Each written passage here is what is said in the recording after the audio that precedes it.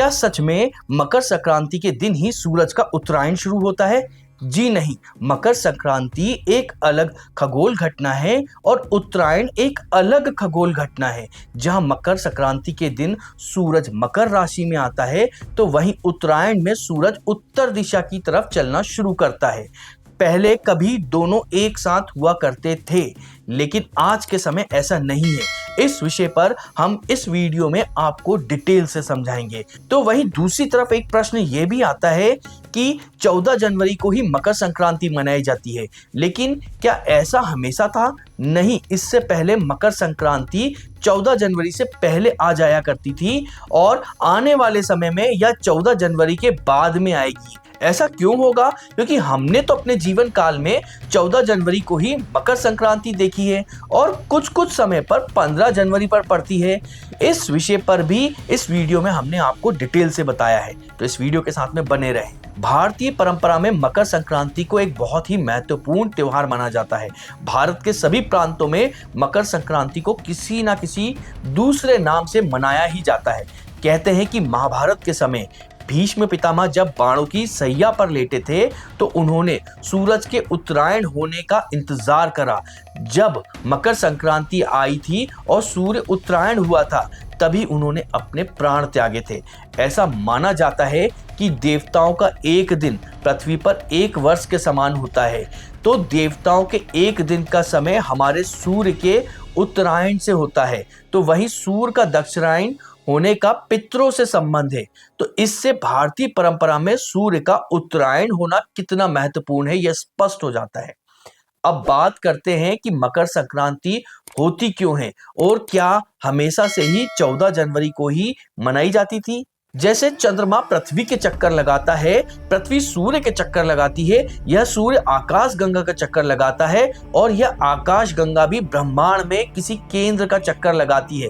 इसी वजह से जब हम आसमान की तरफ देखते हैं, तो वहां पर हमको तारे, नक्षत्र अपनी जगह को बदलते हुए दिखाई देते हैं। इसलिए जब भी हम आसमान की तरफ देखते हैं, तो चंद्रमा, सूर्य, ग्रह और सभी नक्षत्र हमको घूमते हुए दिखाई देते हैं। पृथ्वी अपनी धुरी पर घूम रही है, इसलिए हमें रोज सूरज उगता हुआ और डूबता हुआ दिखाई देता है। लेकिन सूरज से बहुत दूर तारे हैं और उन तारों को हमने एक समूह में बांट दिया है, जिसको हम नक्षत्र कहते हैं। वो हमको धीमी गति से घूमते हुए दिखाई देते हैं। जिस तरह से सूरज और धरती के बीच में जब चांद आ जाता है, तो हम उसे ग्रहण कहते हैं। बिल्कुल वैसे ही जब किसी नक्षत्र और धरती के बीच में सूरज होता है, तो उसे हम ग्रहण तो नहीं कहते हैं, पर यह माना जाता है कि यह सूरज उस राशि में है और धरती का सूरज का चक्कर लगाने की वजह से जो सूरज के पीछे की राशि है, वो हमें बदलती हुई दिखाई देती है। एकदम सरल उदाहरण से मैं आपको समझाने का प्रयास करता हूं। जब आप किसी झूले में दो व्यक्ति साथ में बैठे हैं और जब झूला चलना शुरू करता है, तो आपको ऐसा महसूस होता है कि आपके आसपास की चीजें घूम रही हैं। जब आप अपने सामने वाले व्यक्ति को देखते हैं, तो आप ऐसा पाते हैं कि आपके सामने वाले व्यक्ति अभी किसी और चीज के आगे था और अब जब झूला घूम रहा है, तो वो जो उसकी पीछे की चीजें हैं, वो बदलती हुई आपको महसूस होती हैं। ऐसा ही पृथ्वी, सूरज और नक्षत्र के साथ होता है। हम सूरज को देखते हैं, हम सूरज के आसपास चक्कर लगा रहे हैं, तो हमको ऐसा महसूस होता है कि सूरज किसी नक्षत्र के आगे है और अब वह किसी दूसरे नक्षत्र के आगे आ गया है। तो हमको ऐसा लगता है कि कुछ समय में सूरज किसी एक नक्षत्र के आगे से और कुछ समय बीतने के बाद वह दूसरे नक्षत्र के आगे से गुजर रहा है। हमने हमारे ब्रह्मांड में इन तारों के 12 समूह को विभाजित किया है और इन्हीं को ही हम राशि कहते हैं।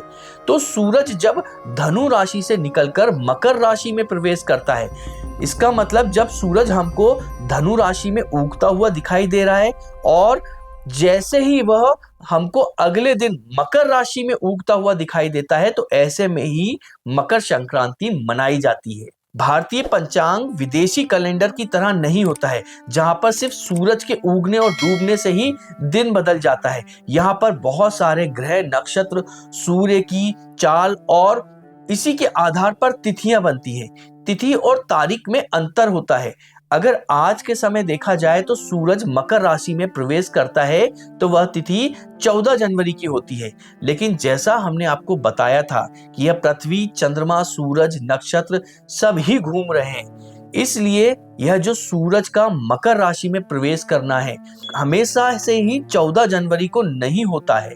और हम मकर संक्रांति तब मनाते हैं जब सूर्य मकर राशि में प्रवेश कर रहा हो, ना कि 14 जनवरी को। इन्हीं सभी नक्षत्रों की गतियों की वजह से अगर देखा जाए तो आज से 900 साल पहले सूरज 1 जनवरी को मकर राशि में प्रवेश करता था।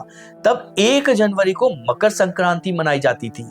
पश्चिमी कैलेंडर के हिसाब से देखा जाए तो उसके हर साल में 20 मिनट की देरी से ही सूर्य धनु राशि से मकर राशि में प्रवेश करता है।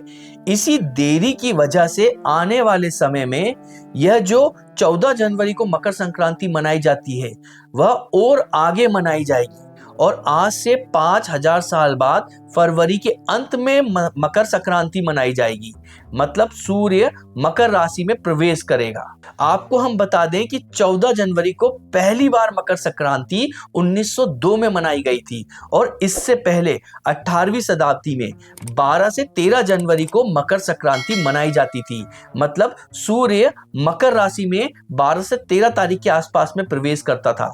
तो वही 1964 में पहली बार ऐसा हुआ था कि मकर संक्रांति 15 जनवरी को आई थी।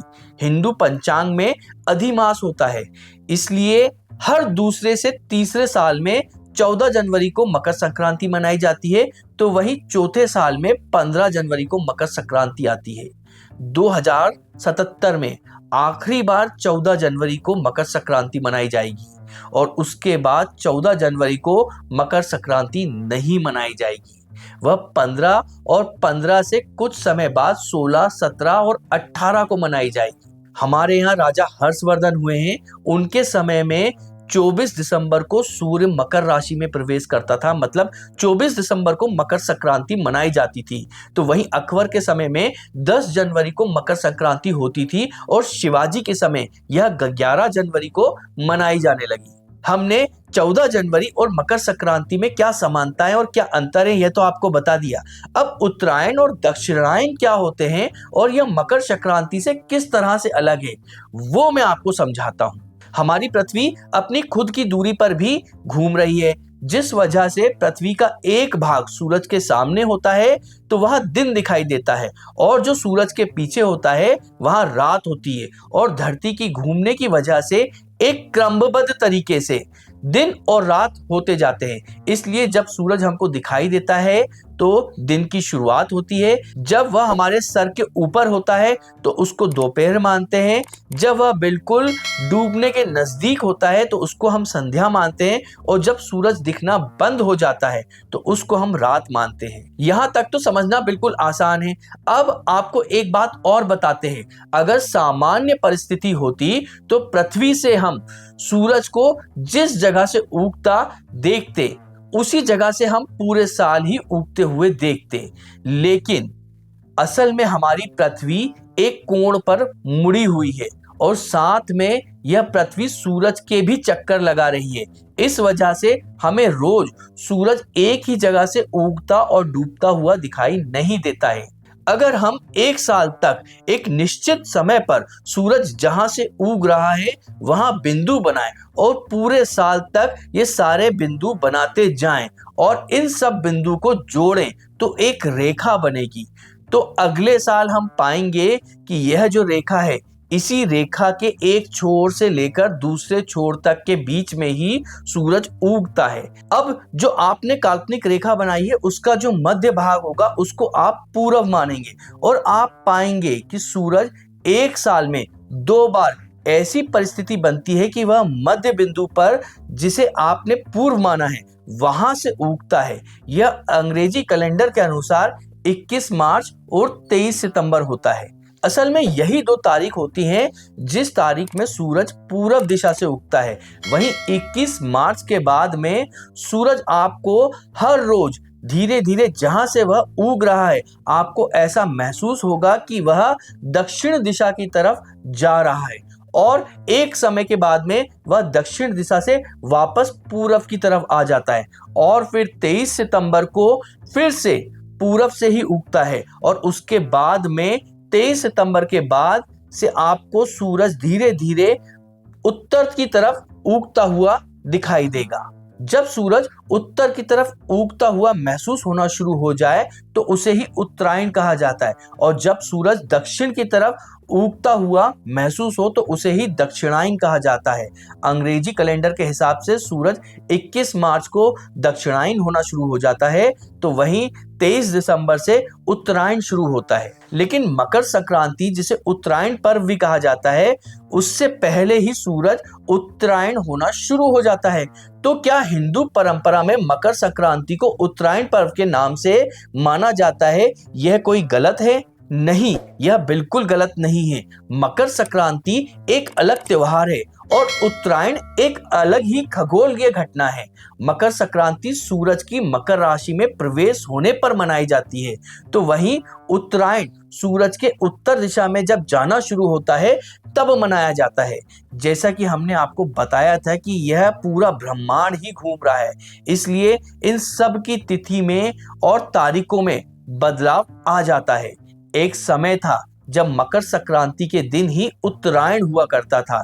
यह दोनों त्योहार एक ही दिन मनाए जाते थे और परंपरा के अनुसार अभी भी इनको एक दिन ही मनाया जाता है और अगले आने वाले कुछ हजारों साल बाद यह त्योहार फिर से एक साथ में एक ही दिन मनाए जाएंगे। मकर संक्रांति के दिन ही सूर्य का उत्तरायण होना हिंदू पंचांग या ज्योतिष शास्त्र में कोई महत्वपूर्ण सहयोग माना गया होगा। इसलिए आज भी परंपराओं में मकर संक्रांति के दिन ही उत्तरायण मनाया जा रहा है ताकि हम इन दोनों के एक साथ होने के महत्व को कभी ना भूलें। अगर आपको हमारा यह वीडियो पसंद आया हो तो इस वीडियो को लाइक करें, अपने साथियों के साथ में शेयर करें, साथ में हमें कमेंट कर जरूर बताएं कि आप आगे और किस विषय पर वीडियो चाहते हैं और इसके अलावा हमारे चैनल को सब्सक्राइब जरूर करें क्योंकि इससे हमें धर्म प्रचार में प्रोत्साहन मिलता है।